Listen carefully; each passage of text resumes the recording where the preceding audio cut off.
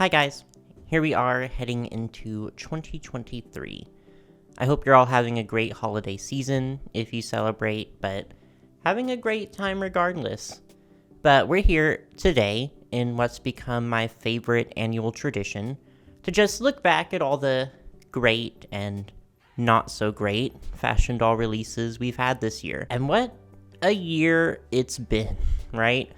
Just like last year, I've put together a list of my top 5 favorites and top 5 flops this year, and it was much harder than last year to really narrow them down. I feel like this has been a very, very eventful year, specifically for the larger companies in the doll industry, so namely Mattel and MGA, whereas for the smaller companies, Hasbro, Just Play, Spin Master, Moose Toys, it was kind of a quiet year for them. The past few years, they've been a really big contender in the doll aisle, but it feels like most of their major brands have just been discontinued now. So it has been a very MGA versus Mattel heavy year, which I'm not complaining too much about. Those two are always at their best when they're fighting with each other, but I do kind of miss the variety we were getting just 2 or 3 years ago compared to now. No designers doxed anyone this year though, so that's good. Oh my god, I'm never getting PR, am I? All that said, this is going to be a very, very subjective list. I cannot stress that enough. There's probably dolls that are objectively better than some of my favorites, but for one reason or another, I just didn't like them as much. And there's definitely dolls that are way worse than the ones I have as my flops. But again, it just comes down to my personal experiences, dolls that I had some kind of personal investment in and just ended up being pretty disappointing. Your favorites and least favorites are probably going to be very different than mine. And that's okay. You're not going to be arrested for having a different favorite doll than me. Unless your favorite was this year's holiday Barbie, in which case I should warn you, the FBI are currently en route to your location. Jokes aside, yeah, feel free to disagree with me. Just know that I might have negative feelings about a line you really liked, but if you're cool with that, we can continue on, so let's go ahead and get into it. Flop number 5. Glow Up Girls Series 2. So, I already feel pretty bad putting this one here because I just had this whole spiel about how much I want to see more dolls from companies that aren't MGA or Mattel. But this release was just not very exciting for me. Series 1 of Glow Up Girls I did kind of like. I thought the actual release was very messy and the distribution was weird. But the dolls themselves were very pretty, and they had a somewhat interesting concept. You could tell that a lot of thought went into the designs, the packaging, the experience, and even the characters as well. I did have some misgivings just with the marketing and such. I thought it leaned too heavily into the whole influencer angle, and it also just didn't do anything very interesting with that. But the dolls were the important part. And overall, I thought they were pretty well done. And I figured most of my complaints were just due to it being a brand new line that was still figuring everything out. So over time, those things would probably be ironed out. However, Series 2, I think, was a major step back in a lot of ways. First off, just visually speaking, I'm really not a big fan of the designs. They're just very juvenile. They're not cohesive at all in the way that Series 1 was. There's just very little consistency in character or style from Series 1 to Series 2, and they just really seem to be suffering from a lack of proper direction. And that kind of went for the whole brand. The marketing, everything just kind of nosedived with Series 2. It felt almost like they were trying to attract a much younger demographic, which is fine, that's perfectly valid. But everything they had set up with Series 1, I just feel like they didn't make any significant improvements. Even the actual release, the rollout, and the distribution of the products really wasn't any better, arguably worse than it was with Series 1. It just it doesn't feel like quite as much care or thought was put into Series 2, honestly. I think after the whole influencer reality show thing with Series 1 just didn't pan out, maybe they were kind of floundering for a way to market Series 2, because the marketing was so, for lack of a better word, cringy. It was cringy. Like, they made updated bios for the characters and made sure to tell us that one of the girls loves painting clothes and turning them into NFTs. Like, what? So these are at number 5, not because I think they're awful or disgusting dolls or anything, but just because they were pretty disappointing. I think that they unfortunately didn't live up to the potential they had, and it's not even that they did anything particularly wrong, it's just, again, it comes down to what I look for in fashion dolls, and they very unfortunately didn't meet those expectations. They're still updating their Instagram and still hosting like giveaways and such, so I assume the brand is still active. Maybe Series 3 will come and be more of what I'm looking for, but we'll see. Fave number 5, LOL OMG Fierce. LOL OMG is already one of my favorite doll brands. I do feel like perhaps this year wasn't quite as strong. I look over at what I bought from them this year, and it just hasn't been quite as much as previous years, actually. But there's still been some really good releases. Queens was a great line. Splash Beauty was one of my favorite purchases from this year. La Rose from Fashion Show, also excellent. But I think the release I was most hyped for from LOL OMG this year was the Fierce collection. From the moment I saw these dolls, I thought they were so stunning. The designs are so great. The way they elevated the original dolls is so amazing. I love their proportions. I love that they look basically like these big fashion illustrations. They're just really, really beautiful and add variety to what is already such a huge force in the doll market. I do think they are perhaps pretty divisive, and I understand that. I can see how they wouldn't necessarily be for everyone. But for me, I love a fashion doll that takes risks like this, that's inventive and creative and just really unapologetic.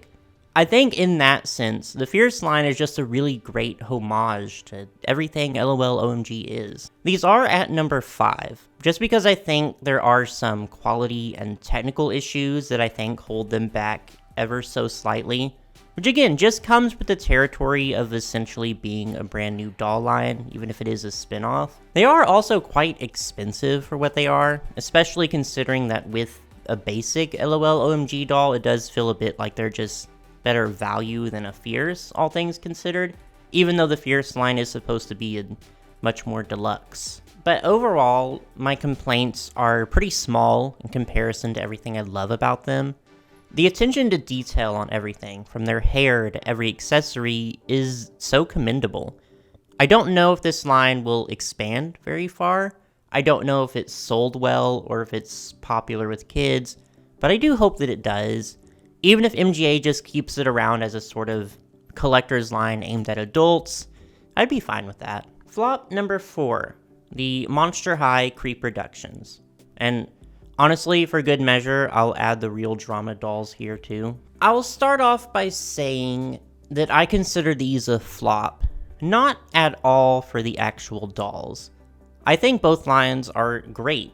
Reproducing the first wave of Monster High dolls was such a good move, especially with updated quality control and improved manufacturing.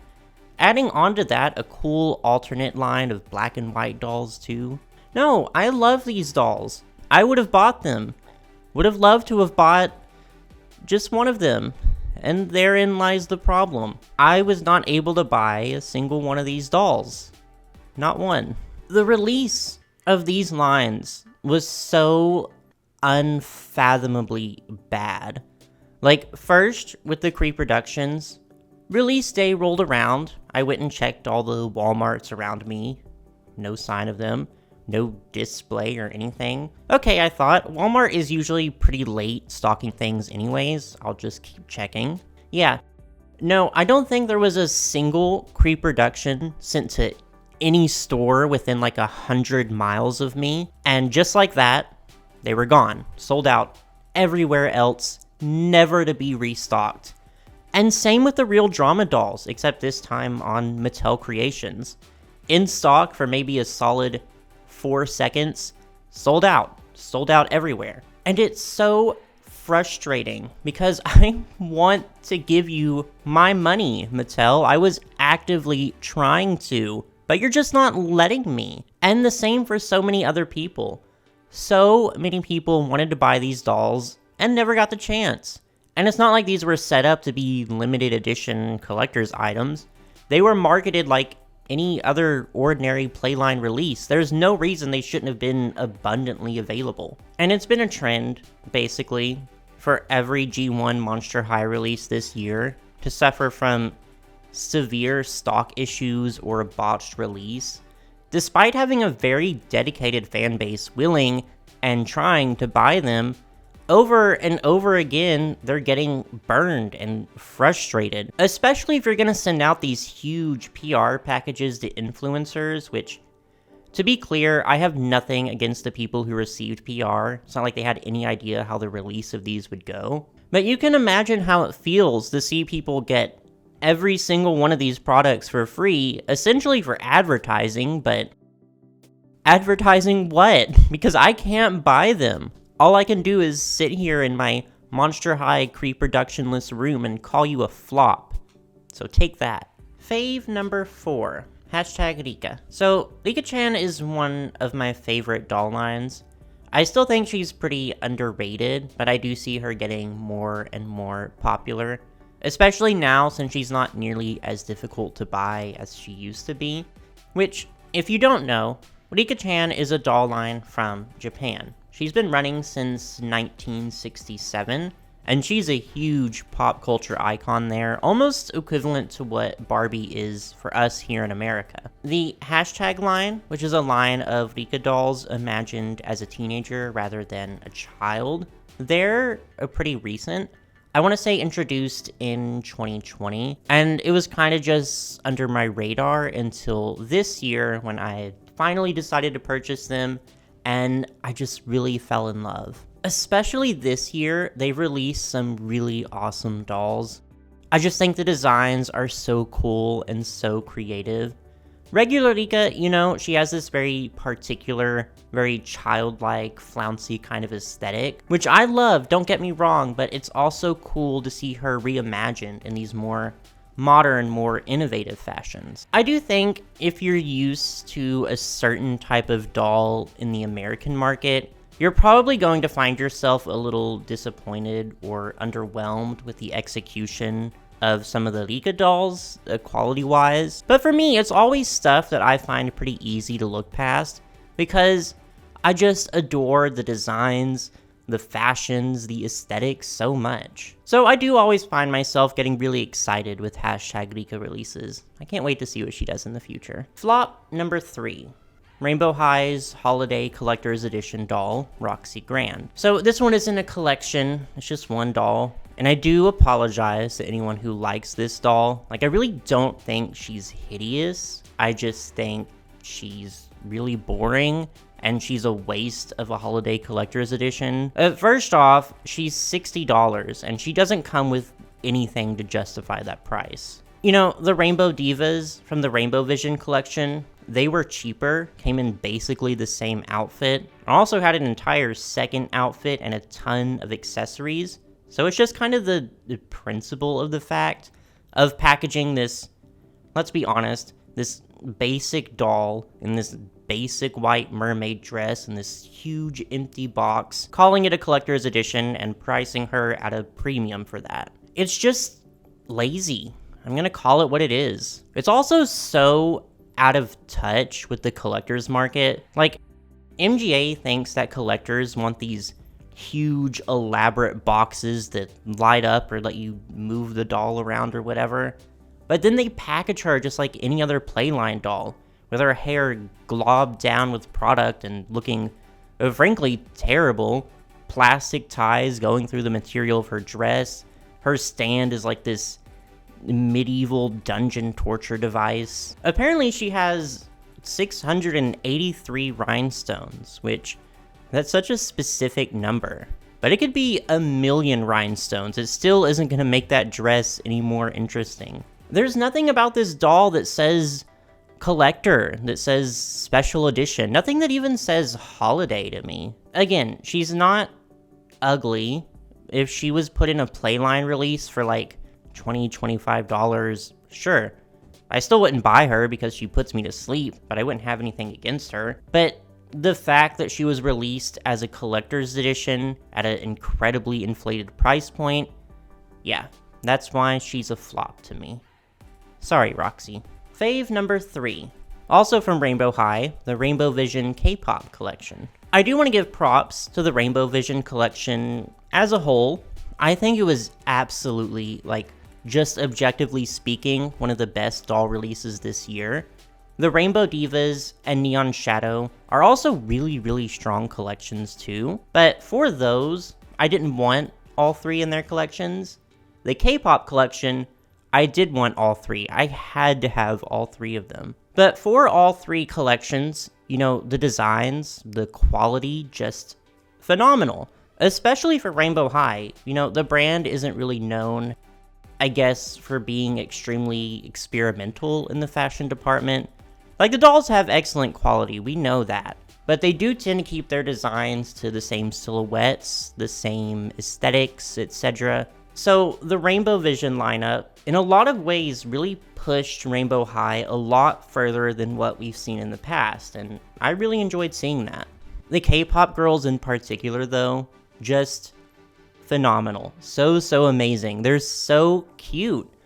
I'm not even a huge K-pop fan. There's a few girl groups here and there that I'll indulge in. So it's not even that I'm happy for the K-pop representation. Even outside of that, they're just really amazing dolls. I love that as a group, they're so cohesive, but they all have their own very concise, very crisp aesthetics.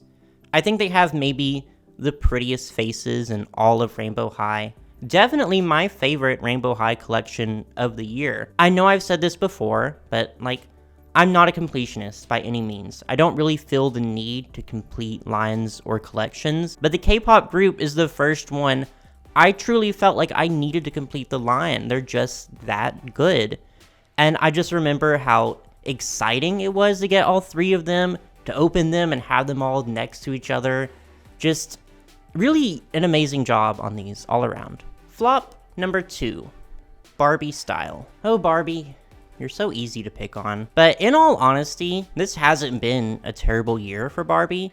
In past years, a lot of the big complaints I had with her, I do honestly see her slowly but surely improving on those. Certainly not the holiday Barbie, but you can't win them all, I guess. The Barbie style line of collector dolls, however, has not been improving.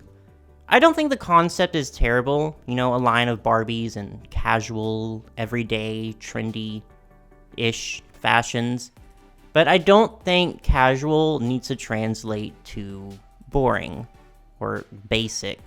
And that's my issue here. The dolls are just so incredibly unimaginative. There's no fun here at all. And for $100 each, I'm sure the clothing quality is fine. The construction on all the clothes looks actually really, really good. But you can have all the stitching and zippers and buttons in the world.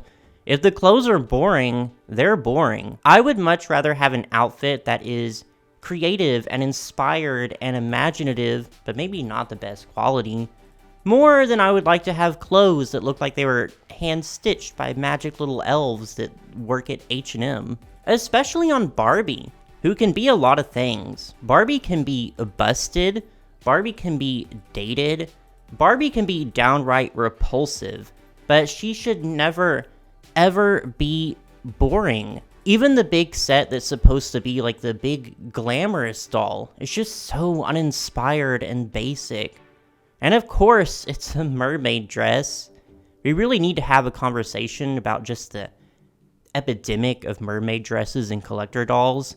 I think we've had enough. Fave number 2, the LOL Surprise Tweens. Last year, the LOL tweens actually took the #1 spot, and I'm happy to say that I still love them. I never really have anything negative to say about the tweens.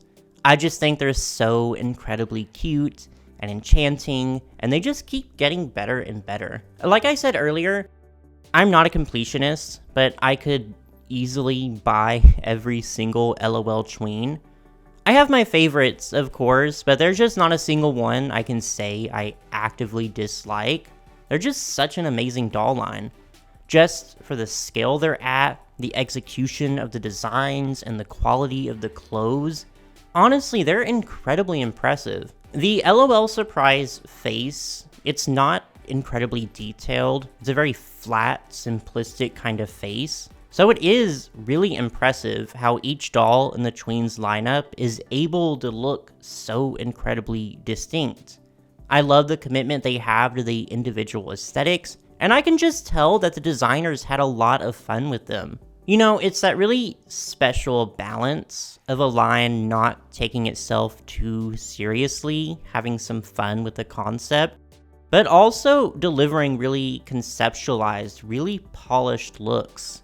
Not a lot of doll lines are able to accomplish that, so I have a lot of love for the tweens. I can really see them becoming something like really nostalgic and special to me in a few years, but hopefully they're still around in a few years. I never want to see them go anywhere. Now, the dubious honor of my #1 flop of 2022 goes to Rainbow High Junior High. Yay. So before I say anything negative about these dolls, I do want to say that I understand why they exist. I think they're a good option for younger kids, and also anyone who finds the regular Rainbow High dolls too expensive, which incredibly valid. But this is my list, and I personally really do not like these dolls. It's like the exact opposite of the K-pop dolls. You know, maybe I don't need to complete every line, but there's usually at least 1 or 2 dolls in each line that I'll want. Not with these. I don't feel the need to buy a single one, no matter how hard their beady little eyes stare at me from the Walmart shelves. Even aside from the fact that the concept is kinda dumb, the execution really wasn't there either. The faces of the dolls, obviously they're meant to look younger, but they just look kind of off-putting. And the actual designs, they range from, okay, not bad, to inexcusably ugly. It's just a lot of energy and effort that I feel could have been better spent maybe developing a budget line that utilized the high school characters, or reimagining the Series 1 girls in a different way. I don't know. Like, the LOL tweens, you know, they serve almost the same exact purpose as these do, at a similar price range, but Rainbow High Junior High just, it doesn't have any of the fun. I don't feel excited looking at them. I just feel bored, and a little like I shouldn't feed them after midnight. But before we move on to my #1 fave of the year, there are a few honorable mentions I want to go through. Dolls that, although they didn't make the list, I felt were at least significant enough to give some spotlight to. Rainbow High's Lily Chang, my favorite collector doll from Rainbow High. I do feel she was a little overpriced, as Rainbow High dolls tend to be, but overall a really stellar doll, incredibly happy to have her. Monster High's Haunt Couture line. Having a complete line of adult collector dolls from Monster High was a really fun experience. However, even more so than Lily, I think these were incredibly overpriced, and being released through Mattel Creations meant that the launches were too messy for my liking. I do really like the collection overall though, and I am really happy to have them. Barbie Rewind, who had a pretty small release this year, but both dolls were great. I really love the Rewind collection. I really want to see it continue and grow and expand to include the other eras too. Enchantimals, for still existing despite everything. Good for them. The Barbie Extra Fancy line, for making me like the Barbie Extra line, which before this year I honestly didn't think was possible. And also making me buy a doll with the Millie face mold. Now that's something I never thought would happen, but Overall, I do think the Barbie Extra line has improved a lot this year, and I'm actually excited to see what next year holds for them. Alright, without further ado, my number one favorite of the year. If you've been following along, it probably isn't any kind of surprise, but it's the Monster High Generation 3 reboot. So to get one thing out of the way, I do think some things lower down in the list are objectively better dolls. If you want to speak purely from a quality and technical standpoint, I'm not going to deny that. However, I am a huge Monster High fan, and I've just really enjoyed the direction they've been taking the brand for this new generation. Do I think everything is perfect? No, I do actually have some pretty big complaints. But the first wave of Monster High dolls back in Generation 1 had some pretty big issues too.